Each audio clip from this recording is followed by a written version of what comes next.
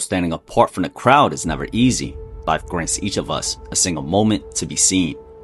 Yet when that moment arrives, it rarely unfolds as we once imagined. Still, if it draws even a flicker of recognition, if the world takes notice, however briefly, that spark becomes the foundation upon which you rise. From that point forward, there is only one direction left to go: up. Following his loss in a rematch against Tank Davis, Roach wastes no time waiting on the sidelines.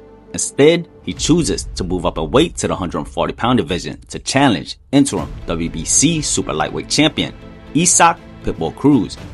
With both fighters sharing a common opponent, the stage is set for a competitive showdown, one that could propel the winner directly into contention for a world title shot. Lamont Roach Jr. is a refined technician, a boxer whose craft is rooted in fundamentals and ring intelligence rather than brute force. Operating behind a disciplined jab and well-schooled footwork, Roach dictates the tempo from mid-range, using patience and slick defense to control exchanges. A sharp counterpuncher with impeccable timing, he relies on accuracy and strategy to outthink opponents. Though not known for knockout power, Roach excels in the long game, where composure, adaptability, and efficiency becomes his greatest weapons. Isaac Pitbull Cruz epitomizes the classic Mexican pressure fighter: compact, explosive, and violently aggressive. Cruz thrives on cutting distance and forcing exchanges. His style is defined by constant forward aggression, sudden power, and an unyielding test of durability. Though he lacks reach and finesse, he makes up for it with intensity and physicality, breaking opponents down with pace and sustained aggression. With the low center of gravity and a tight high guard, Cruz presses forward while maintaining offensive momentum, turning every fight into a war of wills.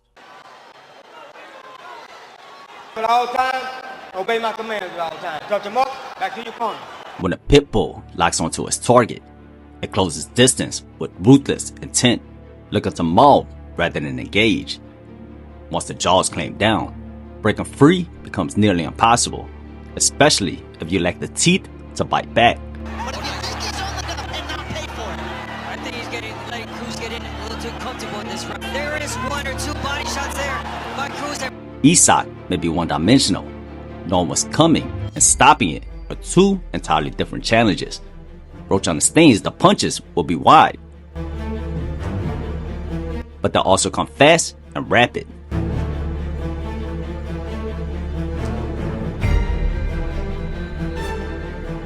Movement can buy him space, yet survival alone won't win the fight. He must find those moments to strike between the chaos, threading precision through pressure.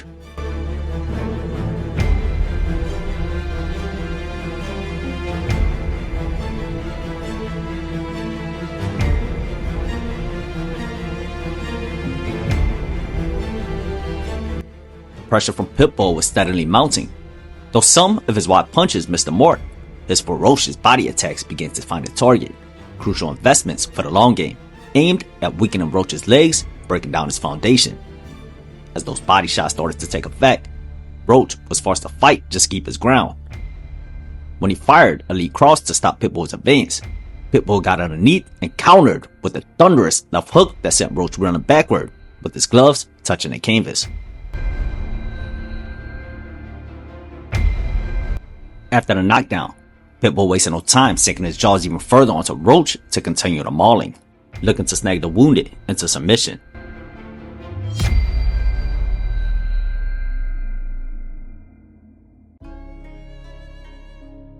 After the knockdown, Roach regained his composure.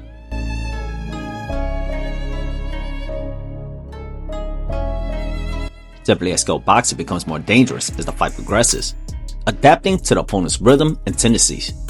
Although Cruz wasn't particularly deceptive in setting up his punches, his sheer volume and intensity allowed his shots to break through. Yet, as with any disciplined defensive fighter, once Roach settled in, his ability to read patterns and time his responses began to sharpen.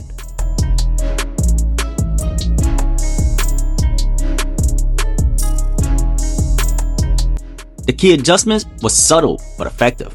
Rather than fully committed to the jab to keep Pitbull at range, Roach used it to bait and draw Cruz into making a first move. This forced Cruz to either slip underneath or come in with power shots as the jab retracted. By leaving the jab extended just long enough to provoke the first move, Roach was able to anticipate and beat Cruz to the punch with the shorter shots.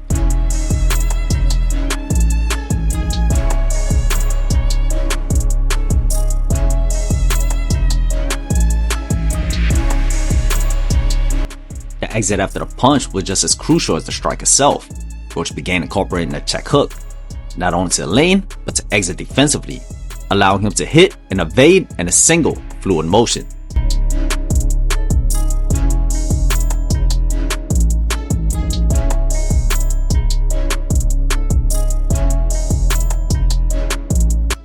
The battle in the pocket revealed a stark contrast in strategies. Cruz sought to lock horns and bulldoze his way through Roach's defense, relying on brute force and pressure.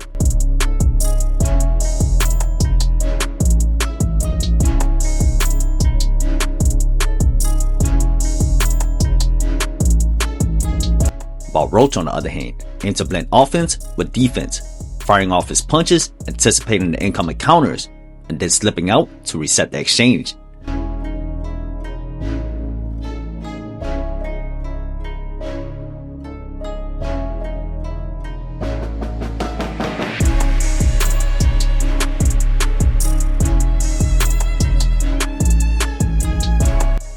In the heat of the battle, it can be difficult to discern which punches are landing clean amid the chaos of exchanges. Yet it's equally important to recognize that sheer aggression and high punch output doesn't always translate to effectiveness.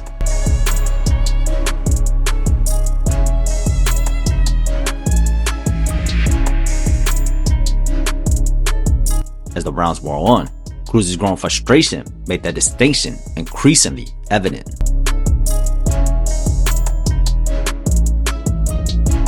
Then came the pivotal point deduction for a very questionable low blow.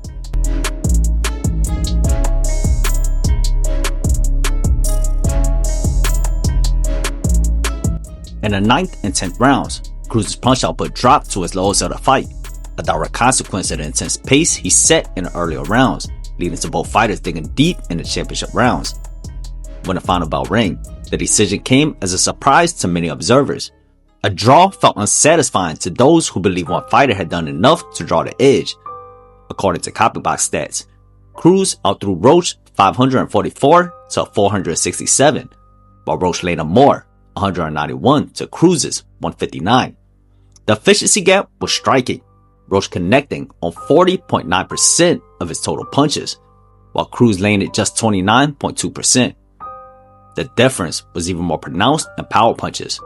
Cruz threw 382 and landed 132 for a 34.6% success rate, while Roach threw fewer, 291, but landed more at 142 at an impressive 48.8%. While Copybox numbers never tell a full and accurate story, they highlight the contrasting style that shaped the fight.